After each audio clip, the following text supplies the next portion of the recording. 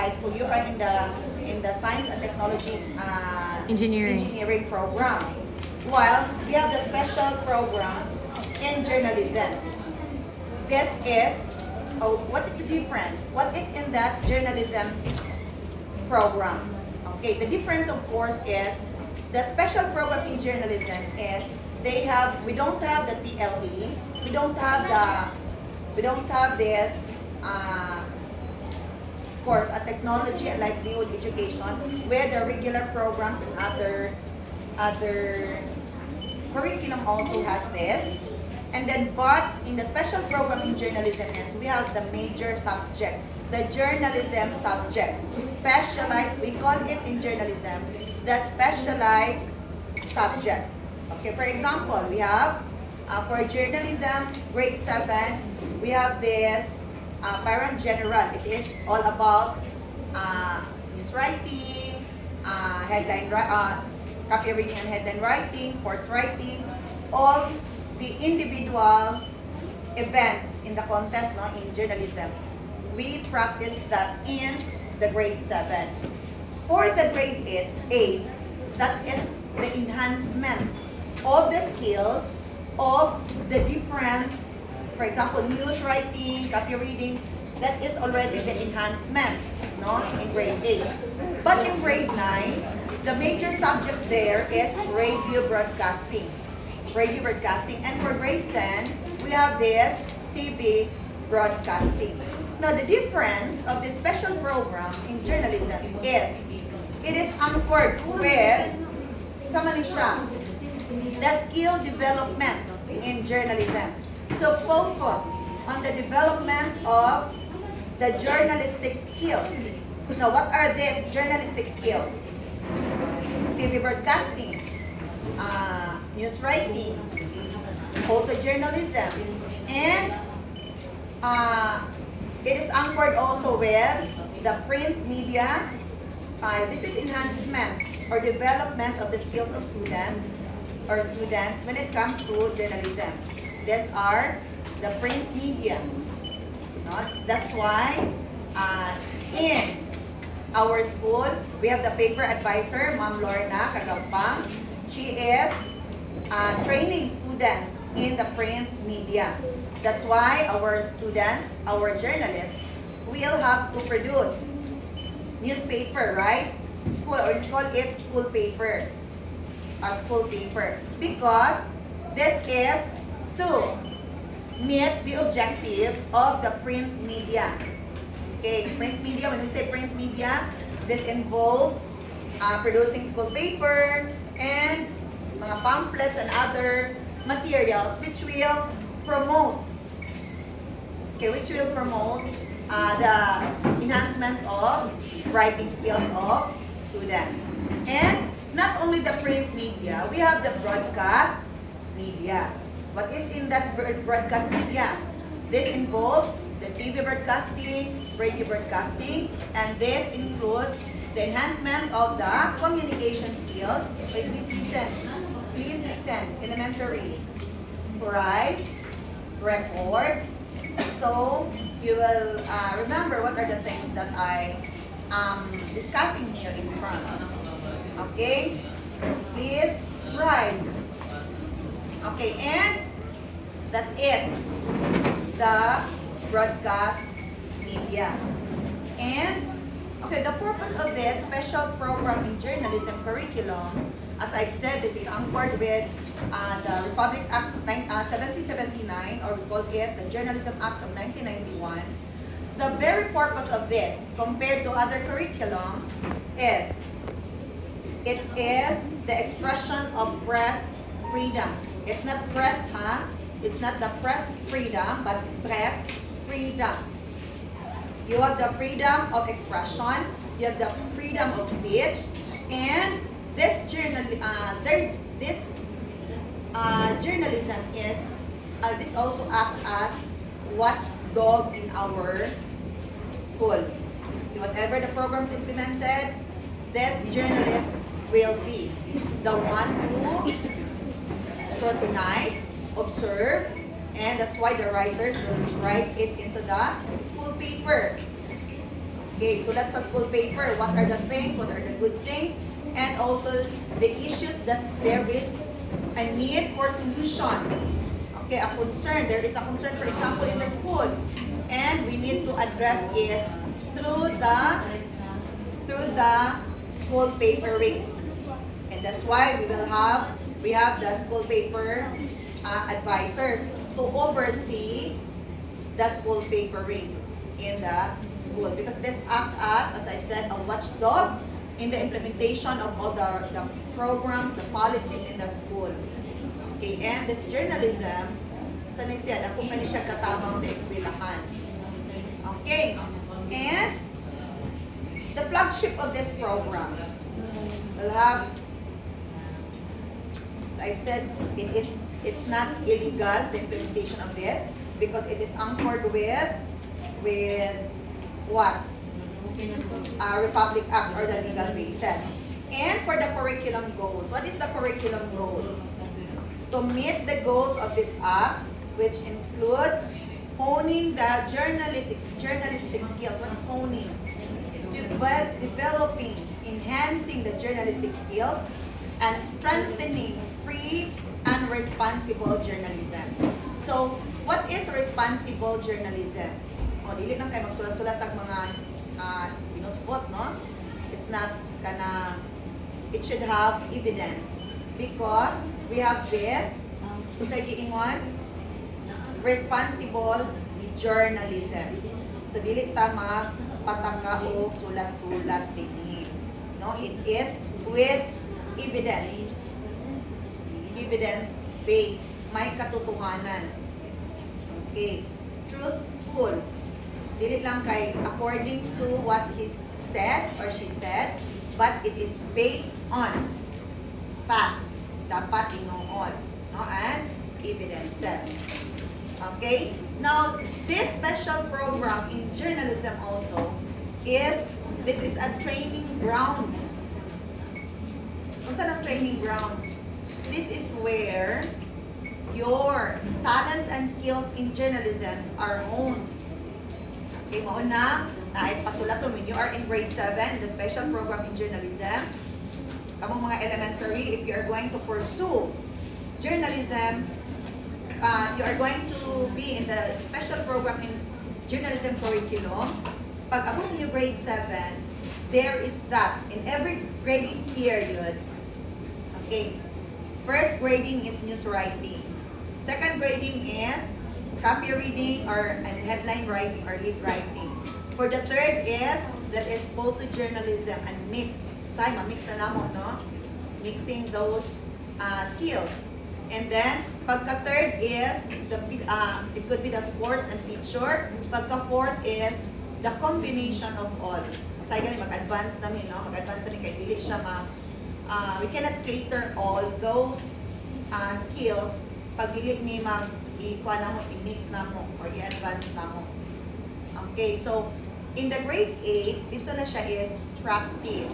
Enhancing more practice and applying those skills in journalism. Pag abot sa grade 9, that is the radio broadcasting. Nasa Sir Ma, Kirby.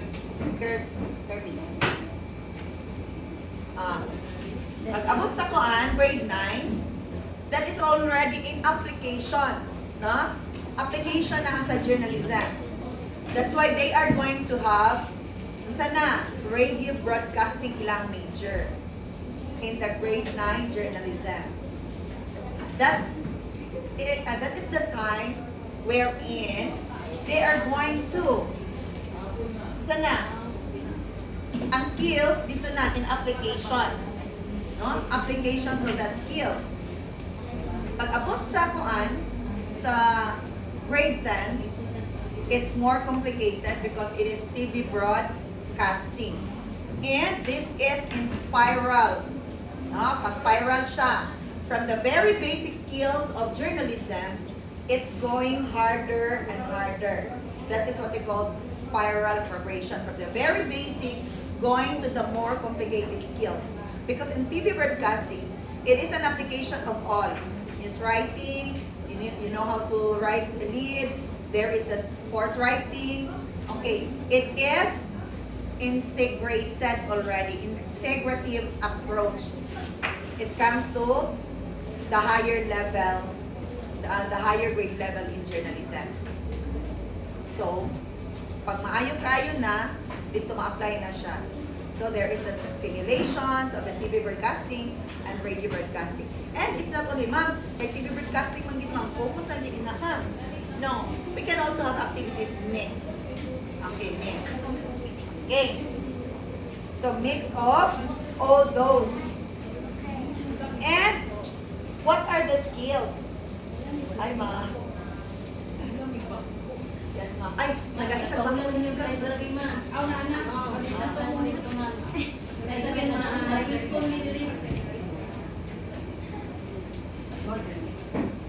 ay, ang coaches, ang coaches. At least. Ang coach nga sa kuan ini, columns. Okay.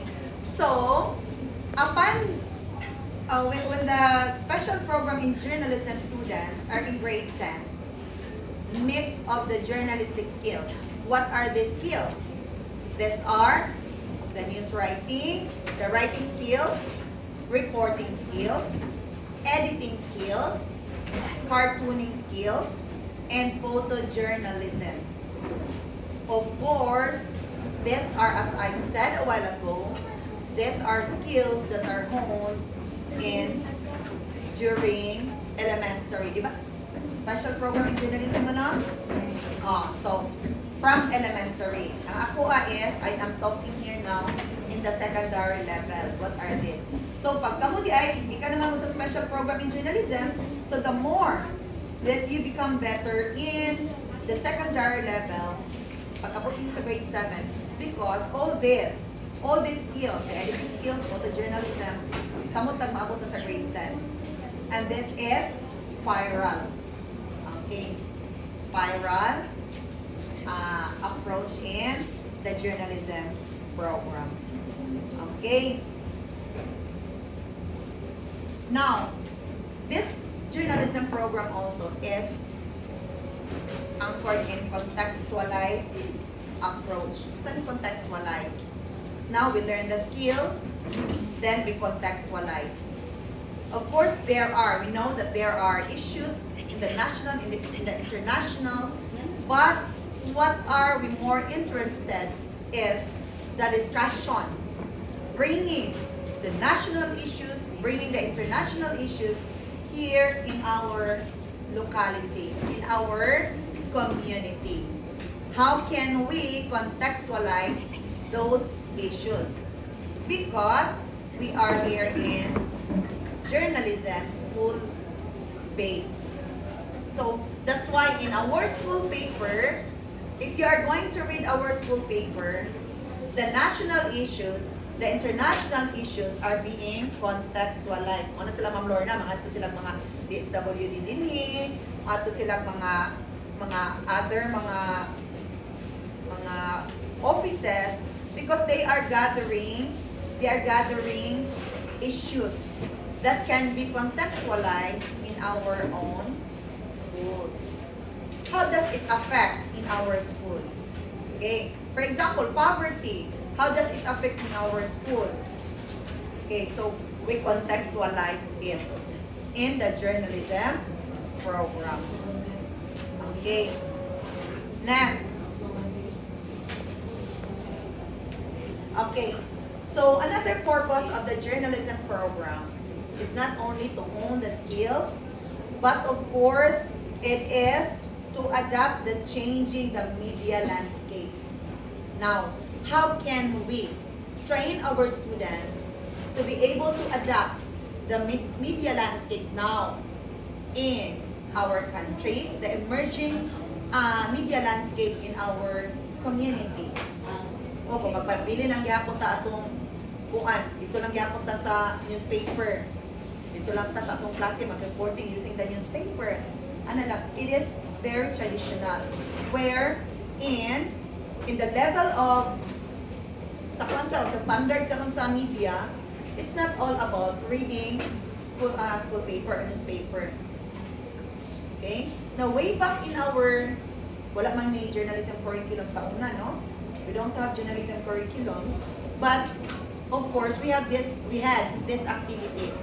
Pero dili kayo inanak ka bongga na, no? Before, we had reporting in our schools. Di ba mga ma'am, no? We have reporting in our schools.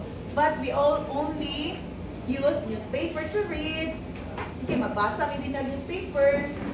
Okay, but we don't have that television that we can project. Or we can have an OBB, maka-OBB ta, nga, pwede din na, ako ang nauto, na dito sa TV. Okay, because we had that traditional journalism class or journalism topic. Reporting, ano lang, di mag-imagine me nga, nag-live me din ha. But today, in the present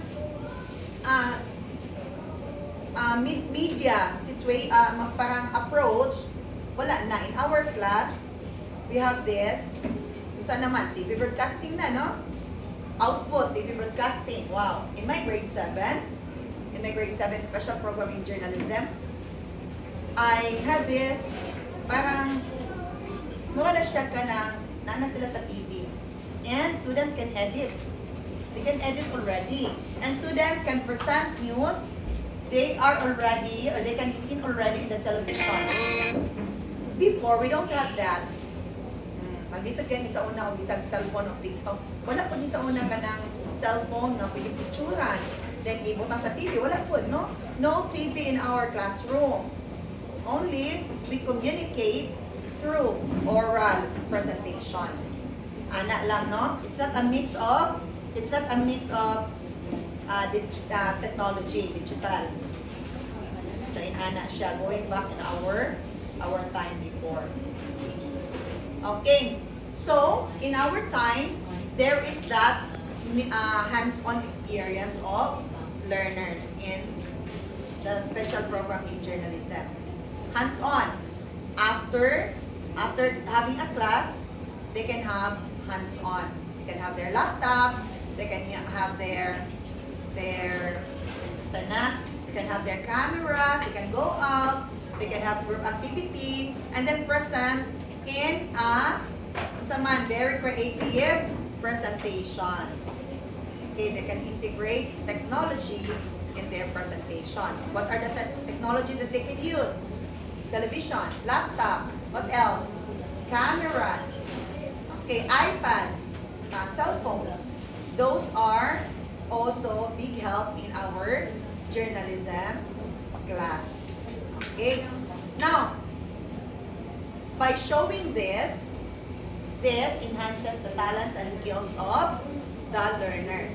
It's not only the journalistic skills, but both the communication skills of learners. Okay. Of course, being a journalist, there is also that big responsibility. Okay, like you don't just report stories without evidences, and we should have that, or we should be very responsible enough in delivering news or articles to the public or to the audience. Now, there should be critical thinking. Of course, we should analyze if this is relevant. Okay, information, there should be information verification. How can we verify information? Through conducting interviews. Okay, and we're going to verify if this is true. Ma'am, tinong ba ni ma'am na na-implement na ni siya, ma'am? Okay, gini nga project, gini nga budget, gini nga kuan, is this implemented?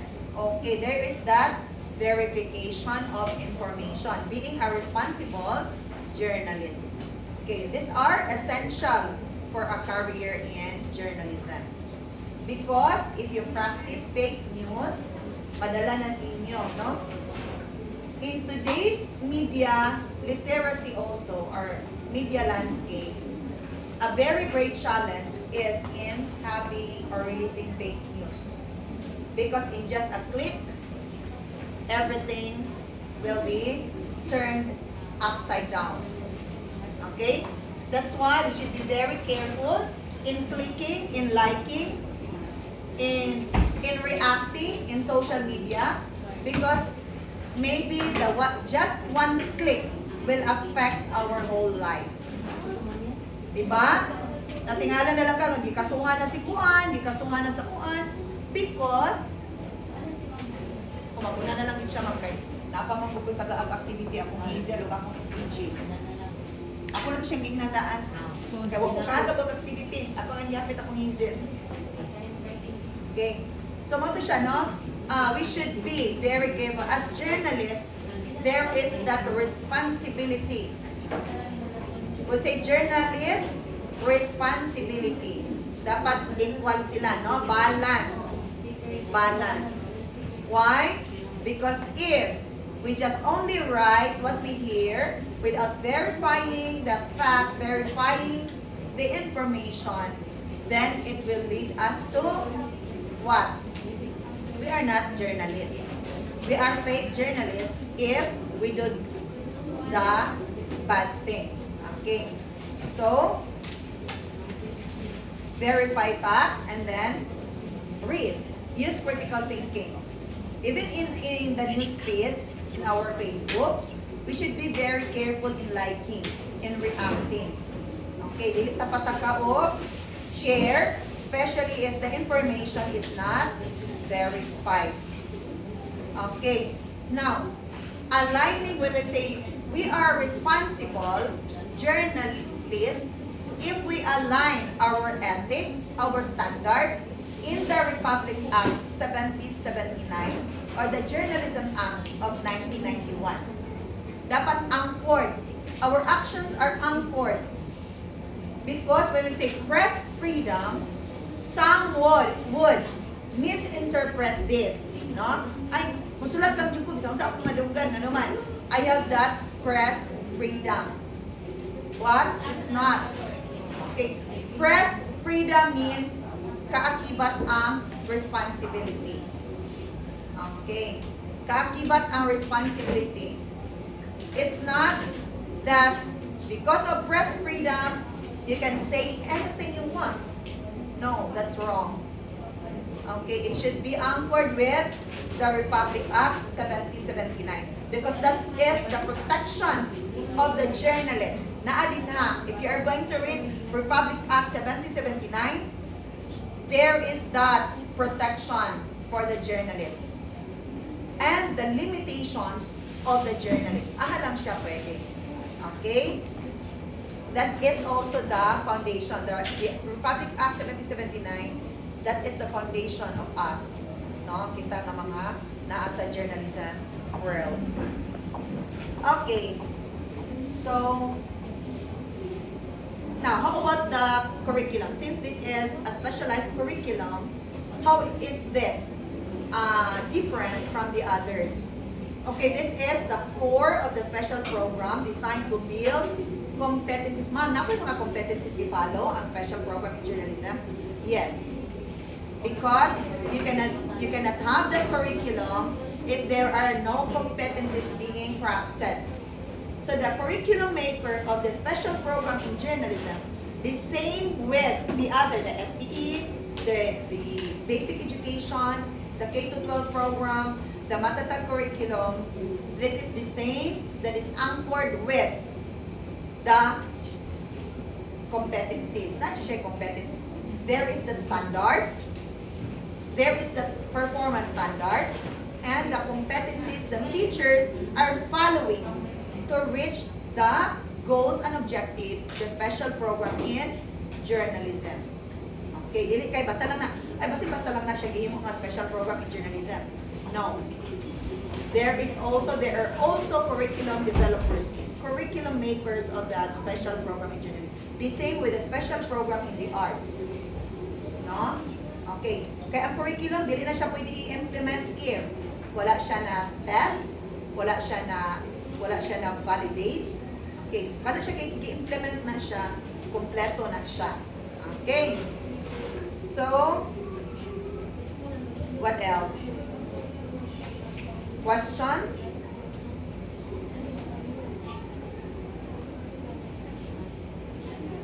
Any question? Ayaw na